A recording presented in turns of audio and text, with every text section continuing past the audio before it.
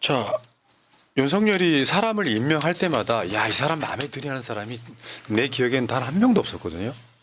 재활용도 불가능한 어. 인물들을 갖다가 그러니까 앉히죠. 이거는 인사 못하는 것도 저번에 보니까 다른 나라 인사 못해가지고 총리직 내려놓은 사람이 있었거든요. 잘못된 사람 임명했다고. 요거는 인사만 봐도 나는 윤석열이가 탄핵 사유가 된다고 봐요. 대한민국 사회에서 법은 특히 헌법에 대한 해석은 학자마다 달라요.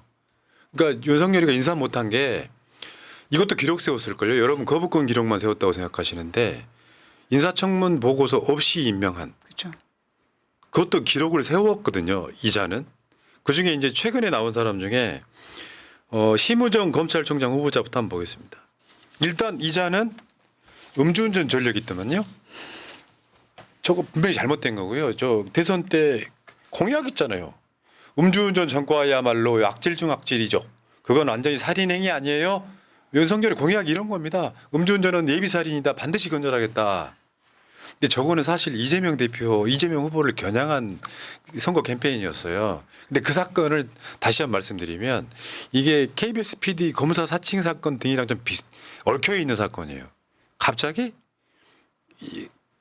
저녁 식사 자리에 있었는데 김병량 당시 성남시장의 비리 제보자의 연락이 와서 빨리 만나러 가는 상황에 이 사건이 걸려 있던 거거든요. 그러니까 맥락은 물론 잘못된 건 맞지만 이재명 대표도 나름 뭐 음주운전 하려고 해서 생긴 게 아니라 여러분들 뭐 이직 여러분들 이재명 정권사범이라며 하면 거기에 들어있는 것 중에 그런 것들이에요. 그 실내 뭐 지하철 입구에 들어가서 뭐 명함을 나눠줬다든지 이런 것들을 섞어가지고 정권사범 이야기하지만 어쨌건 대선 때는 음주운전 저렇게 평가했던 자들이 검찰총장은 음주운전 전과가 있더라. 야, 다른 자리는 몰라도 검찰총장은 좀 너무하지 않습니까? 자, 근데 재산 한번 볼게요. 지금 심우정 검찰총장 후보자 재산이 108억이에요. 야, 얘네들은 뭐 옥소리가 나니까 부럽기도 하지만 그래, 그렇다 치자. 이제 보통 심우정은 이야기를 들어보니까 심우정이 심 대평 아들이라고 그랬죠. 옛날에 그 자유선진당의 뭐 충남도지사 지냈던 그러니까 금수저예요, 기본적으로. 근데 더 부자한테 장가를 간 겁니다. 처가 재산이 많은 거죠. 근데 난 궁금한 게요. 이게 지금 현재 신고된 108억이잖아요. 근데 이게 올해 3월 28일 날 공개된 재산을 보면 심우정은 83억이었습니다. 그러면 지금 몇 개월밖에 안 지났죠. 한 반년쯤 지났나요? 6개월 정도 지났는데 그 사이 25억이 늘어요? 주가 조작했나 보죠. 특정 종목. 아, 잠깐만. 내가 사실 신중하려고 했던 말인데 먼저 꺼내셔서 하는 네. 말인데 왜 김건희가 주가 조작해가지고 저번에 그 도이치모터스 주가 조작으로 23억 벌었다가 나왔잖아요. 근데 사실 저 심우정의 부인이 갖고 있는 주식이 상당히 많은 부분을 차지합니다. 상당히 많은 부분을 차지하는데 사실은 그렇게 해서 6개월 만에 25억이 불어났다고 하는 것도 그럼 부럽잖아. 일단은 부럽잖아요. 저게 사실 불로소득이 가까운 거잖아요. 어떻게 저게 저 사람들한테 이게 가능하지? 왜 삼부토건 주가 뭐 부양 어쩌고저쩌고 하는 것들이 다 갑자기 그런 생각이 들었다는 이야기죠.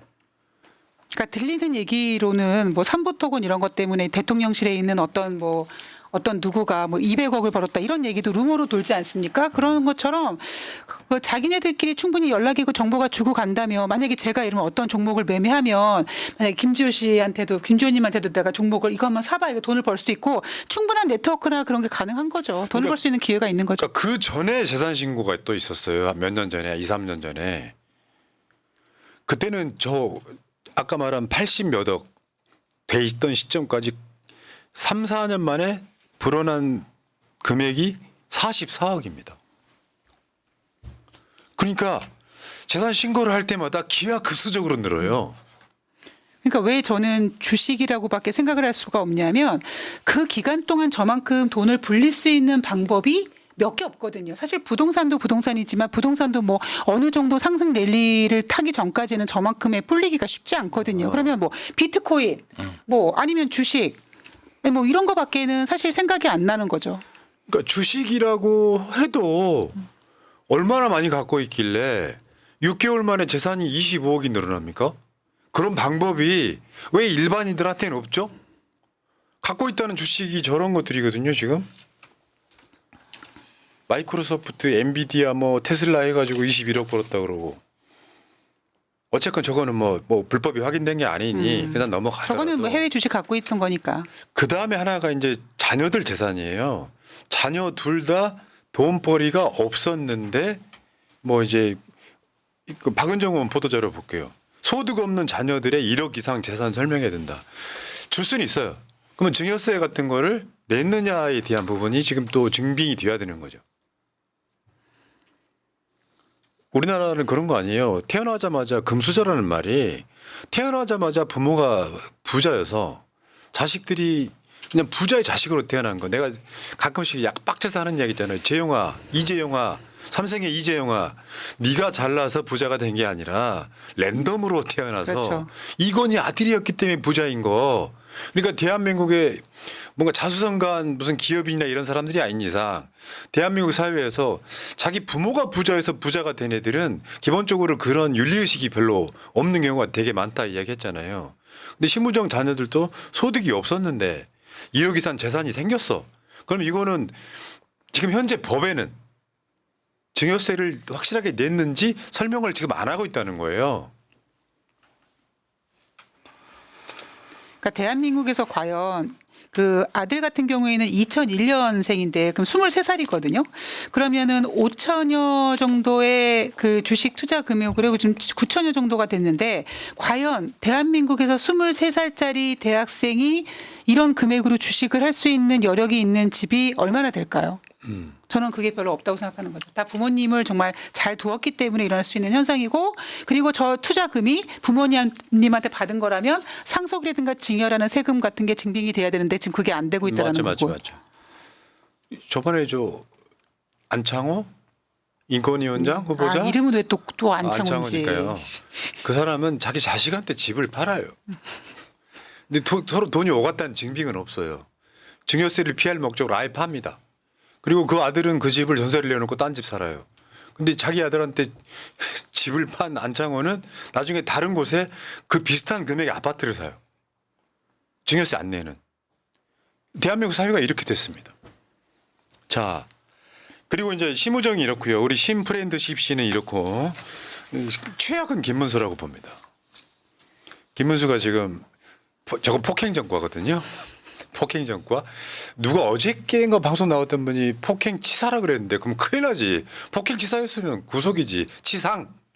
폭행해서 다치겠다 이런 이야기인데 30만 원 벌금 낸 거 보면 그 상대가 심각하게 다친 것 같진 않아요. 아니 근데 전치 3주 정도 됐기 때문에 어떤 변호사님이 그런 말씀 하시더라고. 이거는 혹시 그 합의를 본 게 아니냐라는 이야기를 하시는 분도 계시더라고요. 합의 중요하죠. 예. 법정에서는 합의가 중요하긴 한데 왜냐면 2대1로 팼거든요. 2대1이 되면 특수폭행입니다. 그러니까요. 여러 명이 패면 무기를 김문수 들어도 보좌관 마찬가지. 2대1로 잡고 팼거든요. 그래서 김문수 후보자가 옛날에 유튜브 보면 맨날 턱걸이 하는 거 그런 거 많이 올리더라고요. 체력을 그렇게 키워서 누구 때리려고 그렇게 체력을 키웠나 싶어요. 예? 타 정당 후보자가 타 정당 부정선거 감시단장이었던 피해자가 사진을 찍자 왜 자꾸 사진을 찍냐고 물어요. 피해자가 답하지 않고 도망가려 하자 김문수는 비서와 함께 피해자의 멱살을 잡고 폭행해서 전치 3주 부상을 입혔다. 그러니까 제가 사람을 좀 쳐본 사람이나 얘기를 해봤더니 멱살을 잡고 패면 대부분 전체 한 2주 정도 나온다고 하더라고요. 그런데 3주가 나왔다는 거는 좀 시게 맞았다. 그런데 30만 원밖에 나오지 않았다는 건 합의를 봤나 보다라고 평가하시는 분들이 많아요. 이것만 있는 게 아니에요. 1919년에 태극기 부대들과 함께 국회에 난입해서 경찰과 물리적 충돌을 벌이다가 집시법 위반 혐의로 벌금 300만 원 받은 일도 있습니다. 그러니까 전과가 상당히 많으시네요. 자, 저런 자고요. 저번에 우리가 방송으로 말씀드렸지만 김문수 TV를 이제 태극기 부대 시절에 김문수 TV를 만들어서 운영을 했던 거예요. 네. 정광훈의 나라인가 너도 알아인가 그 TV가 부러웠던 거지. 네. 근데 그 TV 제작 그걸 한참 하다가 경산호 위원장에 지명이 되니까 네. 이제 거기서 이제 온갖 막말들이 이제 다 쏟아져 나온 거 아니에요? 네. 그러니까 김문수 TV를 닫았어. 닫았습니다 그때. 닫았는데 경산호 위원장으로 갔잖아요. 네. 경산호 위원장으로 가니까 이 친구를 데리고 가면서 야. 자문위원회 임명을 해. 잘 챙겨줘. 그래가지고 1억 넘게 자문위원료를 지급하는 거죠. 야, 이거는요 공직을 일종의 전리품처럼 노략질하는 겁니다. 대통령도 자기 충암파 선후배들을 국방부 장관 시키고 행안부 장관 시키더니 이제 김문수 이분도 이렇게 그냥 자리를 정말 전리품처럼 자기 주변 사람한테 나눠주는 이런 아주 파렴치한 짓을 했다고 생각합니다. 제가 다음 정권에 무슨 위원장 하나 맡으면요. 새날 방송은 이제 문을 닫고 보람이를 데리고 가서 정식으로 야 너한테 월급 뭘로 어떻게 보상해 줄까 하다가 패널들도 좀- 자문위원회 패널들도 좀 부탁드립니다요. 아니 이제 지난번 우리 중앙위원 이렇게 추천하는 제도가 있어요. 네. 당 대표는 이제 중앙위원을 이렇게 추천할 수 있어요. 그래서 제가 이제 우리 푸나님한테 어떻게 좀 당 대표님 중앙위원으로 추천하는 거 제가 안을 한번 올려볼까 했더니 중앙위원 내가 왜 그런 거래 하면서 막 거절했어. 아니, 나는 안 해. 아니 어떤 자리도 받기 싫어서 그랬던 거예요. 나는 그냥 일반 당원 할 겁니다. 뭐 그러더라고요. 그래서. 지금 후회하고 계시나요, 그러면? 아니 내가 후회하고 있어. 내가 후회하고 있어. 왜냐하면 그게 너무 개입이 되면 안 된다고 생각을 하는 측면이 있어서 그러던 건데 지금 후회하고 있는 이유는 그 자리 갔으면 왜 그 이재명 대표 관련해 가지고 무슨 표결하고 그럴 때 네. 도움이 됐을 수도 있었겠다 이런 생각이 들어서요. 가끔 연설도 할 수 있습니다. 자기 개인 의견을 얘기하라고 하는 경우가 있거든요. 그럼 이제 회의 가서 막 그 얘기를 하는데 그거를 다시 당원들한테 생중계해 줍니다. 알겠습니다. 자, 김문수 TV가 그렇고요. 또 이자는 또 극우입니다. 1919년 건국 정신이 나갔나? 얘도 뉴라이트. 반민족 행위자입니다. 근데 이자가 지금 경산호위에서 또 꿀 좀 빨고 그리고 나서 지금 노동부 장관으로 간다는 거 아니에요? 다음 주 초에 지금 청문회 있죠? 1919년의 건국 부정하는 거죠, 지금. 그렇죠. 아니 근데 국민의힘에 아무리 인물이 없어도 그렇지 아무리 검사를 수입해 갖고 대통령하고 대표를 시켜도 그렇죠? 어떻게 이런 사람을 노동부 장관 시킵니까? 진짜 창피합니다. 아유 더 이상한 놈도 대통령 되긴 하더라고요. 그렇죠. 그래서 진짜 그렇게. 희한한 나라가 됐어요. 그냥 미친놈들이 주위에 뭐 줄줄이 널려 있는 거야. 그러니까 요즘엔 가끔씩 내가 비정상인가라는 생각이 들 정도예요. 아니 뭐 정도껏 해야죠. 김문수 씨 다시 한번 알려드릴게요. 대한민국 건국은 헌법에도 나와 있습니다. 1919년이고요. 이 1948년 8월 15일은 정부 수립일. 실제로 망명 정부들 되게 많아요, 역사적으로 보면. 자, 그리고 하나 더 있습니다. 경기도지사 시절에 쌍용차 사태를 두고 한 말, 경찰이 1등 공신. 나는 이거 보고 얘는 진짜 단삼 노동부 장관 후보자잖아요. 여러분 이런 방송이 생기기 전에 사건이라 기억 못 하실지 모르겠는데 쌍용 자동차에서 평택에 있던 공장에서 파업이 일어나가지고요. 이명박이가 헬기까지 투입해가지고 쌍차에 경찰 특공대를 투입을 해요. 그때 영상들 여러분 보시면 노동자분들 개 패듯이 패는 장면들 나와요. 옥상에서 막 근데 그렇게 돼가지고 이제 파업하는 기간 동안 쌍용차 파업했던 분들이 쌍용차가 입었던 손해가 있잖아요. 요거를 그대로 그냥 니들이 붙어해내 법원 판결이 나니까 쌍용차 사태에 관련됐던 노동자분들이 당시에 30명 넘게 돌아가십니다. 스스로 목숨을 끊어요. 그 사건이야. 거기서 촉발돼 가지고 최근에 노란 봉투법이 나온 거고요. 그때 그분들한테 이제 뭔가 그 성금 걷고 기부하고 했을 때 봉투가 노란색이어서 노란 봉투법이 지금 나오고 있는 거거든요. 근데 쌍용차 노조는 자살 특공대다 경찰이 1등 공신이라고 이야기했던 자가 다른 자리도 아니고 노동부 장관에 간다는 건 대한민국 그냥 미쳤습니다. 진짜 솔직히 말씀드리면. 그다음에 그 정광훈이랑 맨날 그 예배하고 교회 가고 해가지고 감염병 예방법 위반 지금 재판 중입니다. 진짜 가지가지 하네요. 아유. 그러니까 뭐 저 경기도지사하고 거기까지는 그랬다 칩시다. 경기도지사 할 때 나 김문수인데 그 사건 일어난 거 아니야. 얘는 이미 부적격이었던 건데 태극기 부대가 돼서 저렇게 나이 70대 중반 넘어가는 저 고령의 나이에 정광훈이랑 짝짝꿍 어울려 다니면서 코로나 때 그 지랄을 해가지고 지금 재판 중이야. 그래놓고 그런 시절에 했던 말 문재인 이거는 당장 총살감이지. 그리고 윤석열이한테 뻘건 윤석열이라고 외치기도 했었죠. 그리고 어제 방송에서 이야기했던 것처럼 뭐 젊은 사람들이 뭐 강아지 안고 다니면서 결혼 안 하고 그게 문제란 얘기도 했었고, 그러니까 저런 사람들을 전문용어로 아가리 파이터라고 하는데 저 사람은 아가리 파이터. 예, 그냥 말만 저렇게 하는 게 아니라 정말 뇌를 한번 압수수색해가지고 어떤 정신 상태인지 한번 정신 진단을 한번 받게 해주고 싶어요. 그러니까 이거 하나만으로도요 윤석열이 국민들한테 선전포고한 거예요. 그 자리에 안 치면 안 되는 자를 그 자리에 앉혀놓고 국민 조롱하고 있잖아요. 너무 국격이 떨어지고 있어요 지금. 그리고 무엇보다 열받는 건 저렇게 주제도 안 되는 인물을 갖다 앉혀놓고 국민 세금을 갖다가 지금 월급으로 주고 있지 않습니까? 하나 더 볼까요? 얘는 남자 이진숙입니다. 경산호위 위원장 할 때 회의 주제를 딱 한 번 했습니다. 그런데 법카를 4,800만 원 썼어. 야. 야, 세상 진짜 편해. 저거요 민주당 인사들이 저러다면 어떻게 하겠냐고요. 경산호위가 안 열리는 이유 중에 하나가 노조들이 거기 안 들어오니까. 경산호위는 경영계, 노조 막 이런 사람 다 불러 모아서 뭔가 사회적 대타협 기구잖아요.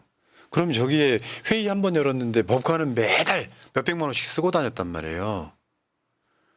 정당하게 사용했대요.